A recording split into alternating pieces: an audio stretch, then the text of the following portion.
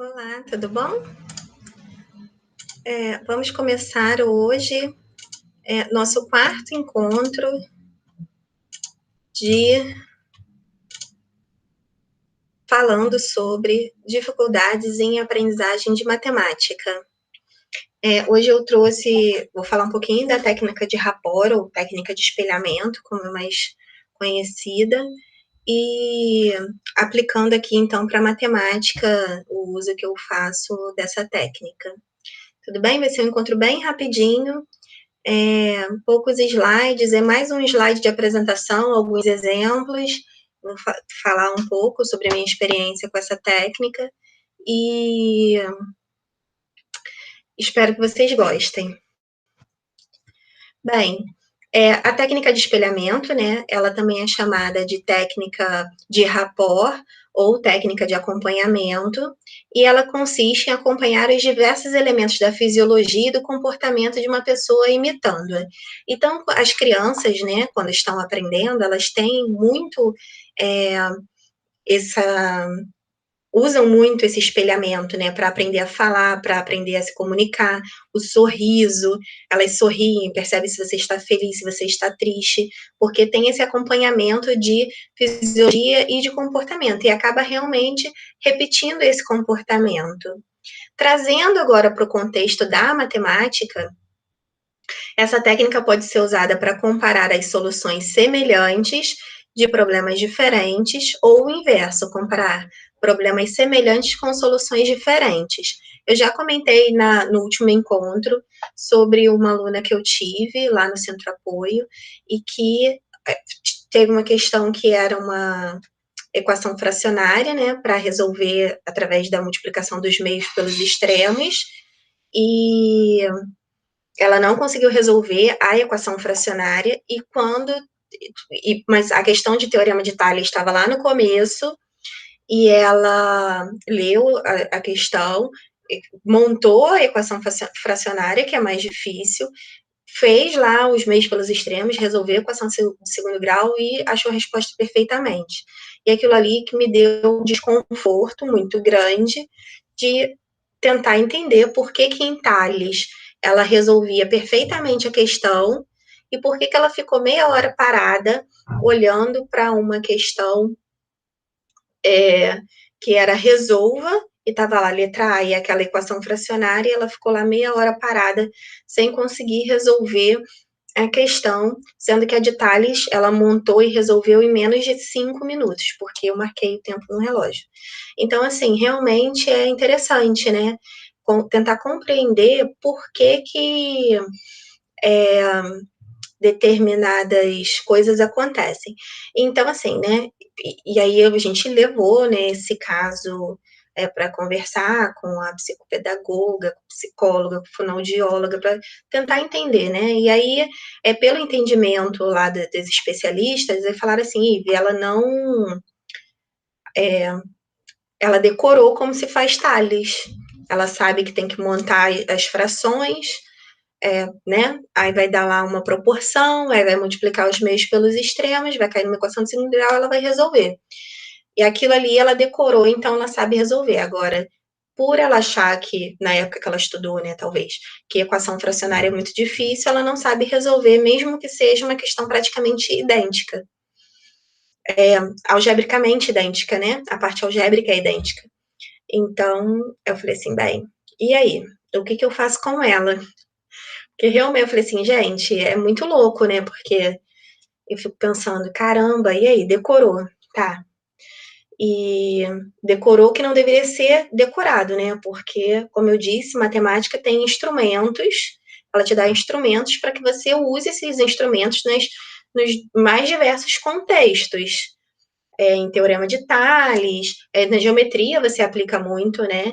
Mas tem outros contextos também, e quando você vai para o ensino superior, tem outros contextos em que ela vai ser aplicada, e esses instrumentos, quando ela está decorando, né, isoladamente, cada pedacinho da matéria, é um cansaço mental muito grande que você faz daquela decoreba toda, né? E ela não identificar, me incomodou ela não identificar aquele instrumento equação fracionária como sendo um instrumento que ela usa em teorema de Tales, né? Que é aquilo que eu coloco lá no comecinho, o que você precisa saber para acompanhar essa aula. Que são os instrumentos anteriores que você precisa para aprender novos instrumentos. Como matemática, a gente já disse aqui que é uma matéria sequencial e de conceitos encadeados, né? Um depende do outro. E aí, conclusão, aí a fonoaudióloga, se eu não me engano, falou assim, olha, faz um espelhamento. Eu falei, o que é isso? Você vai colocar lá a solução do teorema de Tales que ela fez no quadro, vai traçar lá vai dividir o quadro ao meio, né? E do outro lado você vai botar a equação fracionária com o título lá, resolva, e vai mostrar que é exatamente a mesma coisa, o mesmo instrumento, que talvez ela não estivesse visualizando naquele momento, mas aí ela vai dar um clique e vai ver que se resolve exatamente da mesma forma. Se você mostrar que é exatamente a mesma estrutura, né? E aí talvez ela rompa essa dificuldade que ela achou que tinha e que na verdade ela não tem. Ela só não identificou que é a mesma coisa, né? Por ter decorado, né? E não entendido o que ela está fazendo. E aí eu falei assim, beleza. Aí fiz e resolveu a situação da menina lá. Ela compreendeu que era o mesmo instrumento. Foi uma experiência muito positiva. E aí eu já usei essa técnica de espelhamento em algumas aulas. Eu procurei aqui algumas aulas. Em análise combinatória eu não peguei todas, eu peguei algumas, porque eu usei muito. Principalmente porque a análise combinatória é muito difícil, e para mim é o conteúdo mais difícil da matemática. E cada palavrinha, né, te leva ao erro. Então você tem que ter uma atenção redobrada, porque cada palavra, cada número fora do lugar te dá um resultado diferente, uma forma de resolver diferente, e realmente é muito complicado. O que não é muito comum dentro da matemática, que como os conceitos são encadeados, você vai. É tudo muito semelhante, né? As soluções são bem semelhantes ou vão usando aquelas anteriores, é meio que sistemático, e a análise combinatória não tem nada de sistemático. E aí eu usei bastante, mas usei também em outras aulas, e aí trouxe para mostrar como exemplo essa técnica que eu uso e que eu gosto bastante, para que ajude talvez a superar determinadas barreiras que possam existir na aprendizagem. Então, por exemplo, aqui, né? Eu não cheguei a trazer o problema, mas aqui era um problema de análise combinatória, em que eu poderia chegar no mesmo resultado, 328, 328, com soluções completamente diferentes, aqui usando o princípio aditivo e aqui contando pelo complementar. Então, é o mesmo problema com soluções diferentes. Aí a gente pode usar aqui um espelhamento, que é fazer essa divisão mesmo, colocar eles lado a lado, para encarar o que você acha melhor, né? Fazer por um, o que você achou melhor no contexto daquela situação, resolver por um método ou por outro, e você te mostrar as opções, né? Então, existe essa situação, tem acho que 2 situações em que eu tenho o mesmo problema com soluções completamente diferentes, né, em que eu vou chegar no mesmo resultado. Então, isso é possível usando a técnica de espelhamento, e aí eu sempre coloco nessas 2 caixinhas. Aqui são problemas semelhantes e soluções diferentes, que aqui é ir de A para C, depois voltar para A, aqui de A para C e depois voltar para A, mas sem repetir os caminhos, e aí quando entra isso, altera, né, o segundo caso, a ida é a mesma, mas a volta já é diferente. Então, como eu tenho problemas semelhantes e soluções diferentes, é legal usar a técnica de espelhamento, colocar essas soluções sempre lado a lado, inclusive na correção, às vezes um era o 5, o outro era o 13, né? E eu botava ele lado a lado na correção, em análise combinatória, porque eu falava assim, não, vocês têm que comparar, que essas soluções são diferentes e os problemas são semelhantes. Então, sempre que eu tinha problemas semelhantes, eu usava o rapport. Eu achava importante, tá?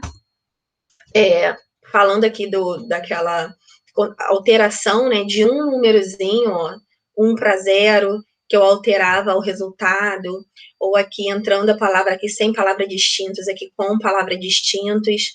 Então, olha como que os resultados ficam diferentes com pequeníssimas mudanças, né, em análise combinatória. Então, eu usei espelhamento, eu quis justamente fazer com um espelhamento de 4, né, eu dividi em 4, nem em 2, assim, né, de refletir, mas refletindo de cima para baixo, de frente para o outro, para mostrar num slide só essas diferenças, né, e suas semelhanças e suas diferenças e seus resultados completamente diferentes, inclusive aqui nesse número 5, uma solução completamente diferente, né, e que os anteriores eu não dividi em casos e no número 5 eu dividi em casos.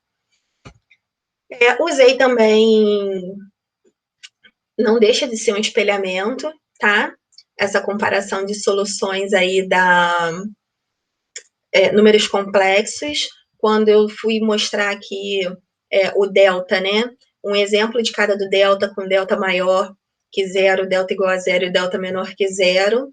Então, esse comparativo de eu ter duas raízes reais diferentes, duas raízes reais iguais e duas raízes complexas, né, não reais. Então, é legal também para você comparar soluções, usar esse espelhamento num único visual, né, para ter um impacto diferente. Sem o quadradinho, né, eu só tirei o quadradinho, mas eu fiz isso também em distância entre dois pontos. Quando eu uso a representação algébrica, a representação geométrica, assim, um do ladinho do outro, eu estou mostrando também o mesmo problema com soluções diferentes, né? Que eu poderia ter usando o método da representação geométrica, né? Usando Pitágoras e usando a fórmula de distância entre dois pontos. Aquela fórmula que teoricamente seria uma representação algébrica. Então, o mesmo problema com soluções diferentes que você atinge o mesmo resultado. Também usando essa técnica de espelhamento, colocando lado a lado. Então, tudo que você coloca lado a lado para você poder comparar as semelhanças e as diferenças, isso é muito legal em matemática, dá para fazer demais, é a técnica de espelhamento, tá bom? E aí eu usei já muito, vou continuar usando em todas as aulas, todas as vezes que eu senti necessidade, por conta dessa minha experiência de vida, assim, que eu achei que valia muito a pena esse visual, assim, de no mesmo espaço, né, você ter dois tipos de representação e que pode, talvez, desconfundir a pessoa para sempre, né, que é o nosso objetivo aqui. Que não se decore menos e que se entenda mais, tá bom? Como eu disse, era bem rapidinho, só para falar um pouquinho de técnica de espelhamento, e já acabou. A gente se vê no próximo encontro. Um beijo, fiquem com Deus e até a próxima.